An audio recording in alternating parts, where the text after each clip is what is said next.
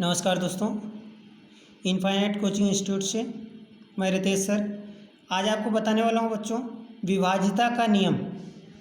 विभाज्यता का नियम कैसे आप जानोगे कोई संख्या कैसे विभाज्य है किस संख्या से।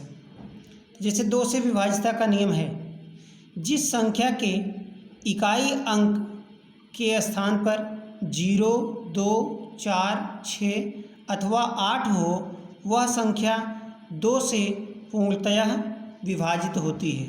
जैसे 24 है, इकाई का अंक 4 है तो ये संख्या 2 से विभाज्य होगी। 30 में इकाई का अंक 0 है, ये संख्या भी 2 से विभाज्य होगी। ऐसे ही 844 में इकाई का अंक 4 है तो ये संख्या 2 से विभाज्य होगी। ऐसे ही 556 है तो इकाई का अंक 6 है, ये संख्या भी 2 से विभाज्य होगी। ऐसे ही हम 848 ले लेते हैं तो 848 में भी इकाई का अंक 8 है, अतः यह संख्या भी 2 से विभाज्य होगी। तो इसी प्रकार से हम आगे भी जितनी भी संख्याएं रहेंगी उसमें हमको सिर्फ इकाई का अंक देखना है।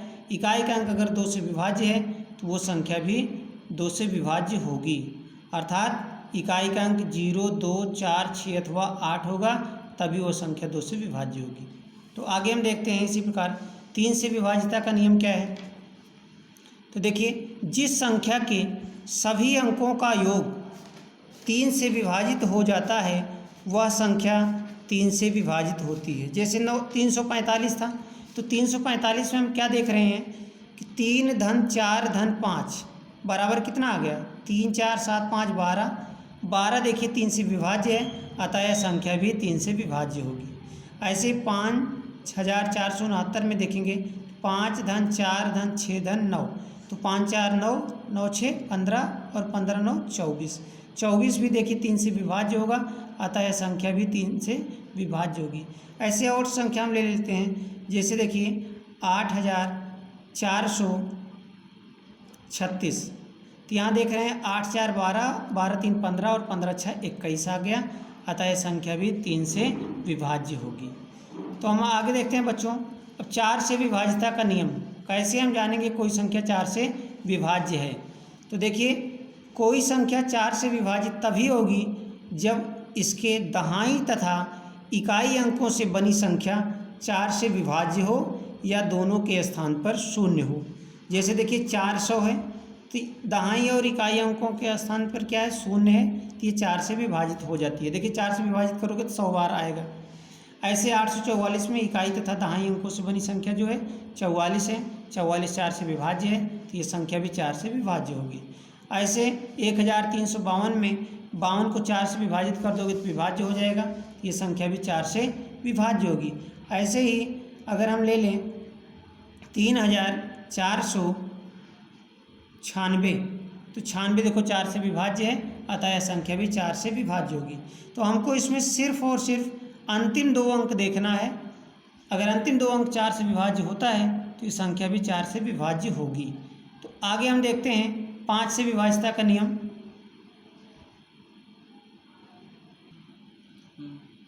तो देखिए यहाँ 5 से विभाज्यता के नियम में क्या है, जिस संख्या के इकाई अंक के स्थान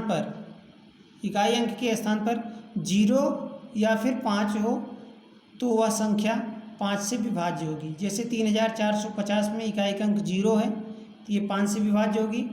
8765 में इकाई का अंक 5 है तो ये संख्या भी 5 से विभाज्य होगी। ऐसे 525 में भी इकाई का अंक 5 है तो ये 5 से विभाज्य होगी।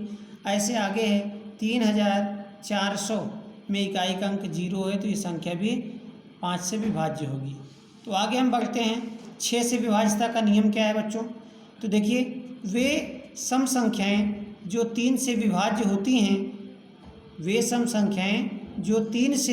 होती हैं वह संख्या 6 से भी विभाज्य होगी। जैसे 246 में देखिए 2 धन 4 धन 6, 4 2 4 6 6 12 आ गया, तो 12 देखिए 3 से विभाज्य हो जाता है, 3 4 12, तो ये संख्या भी 6 से विभाज्य होगी क्योंकि ये सम संख्या है।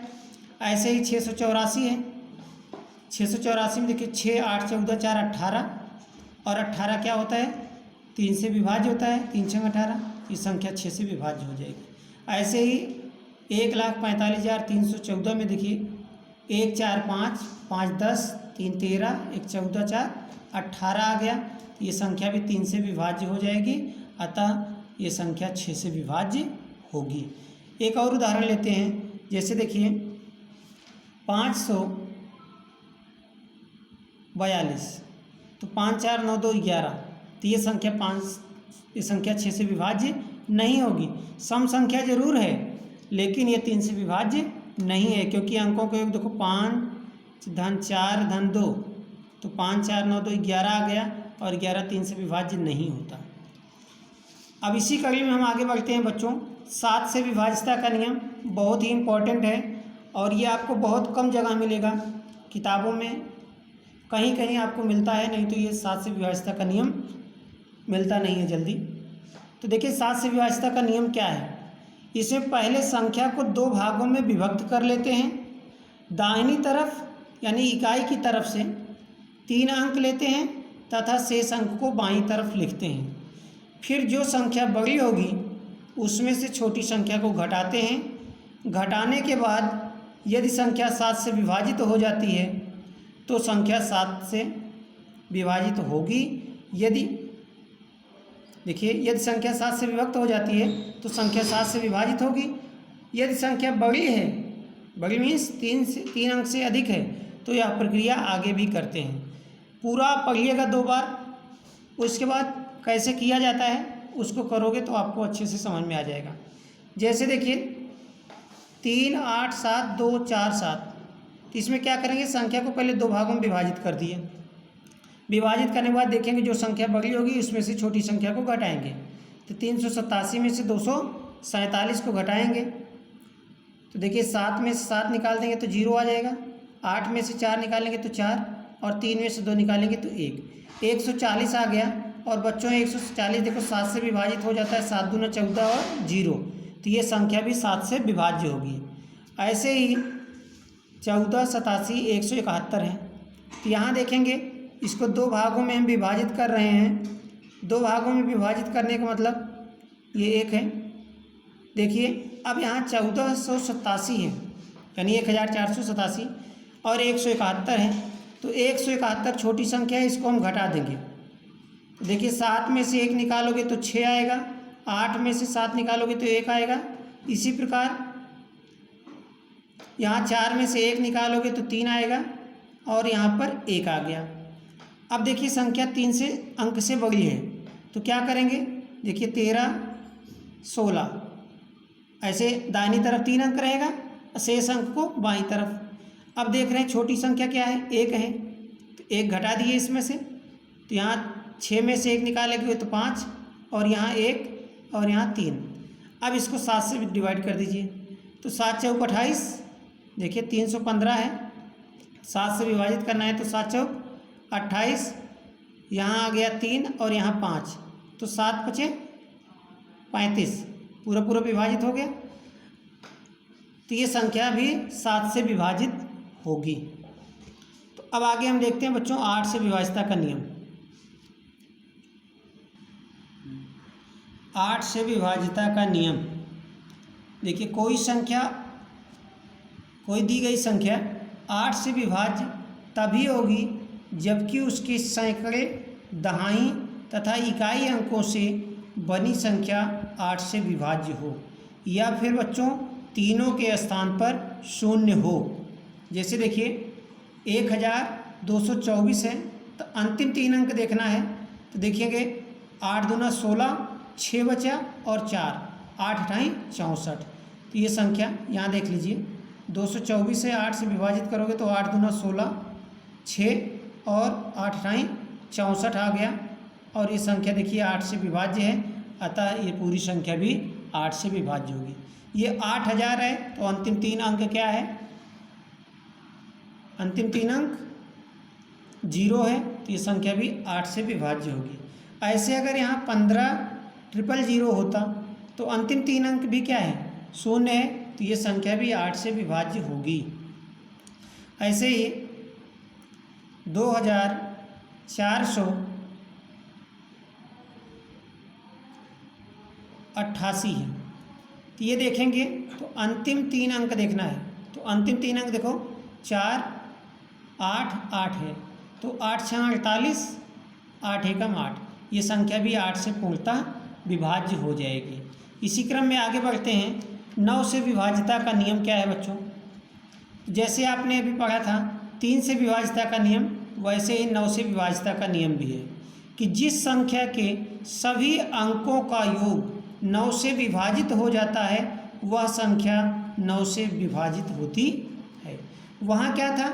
जिस संख्या के सभी अंकों का योग 3 से विभाजित हो जाता है वह संख्या 3 से विभाजित होती है। यहाँ क्या है? जिस संख्या के सभी अंकों का योग 9 से विभाजित हो जाता है वह संख्या 9 से विभाजित होती है। जैसे 729 में देखिए 7 धन 2 धन 9, 7 2 9 9 18, 18 देखिए 9 से विभाजित हो जाता है, तो ये संख्या भी 9 से विभाज्य होगी। ऐसे ही 8 3 4 3 है, तो यहाँ देखेंगे 8 धन 3 धन 4 धन 3, तो 8 3 11 4 15 3 18, ये संख्या भी 9 से विभाज्य हो जाएगी। ऐसे और संख्या ले लेते हैं।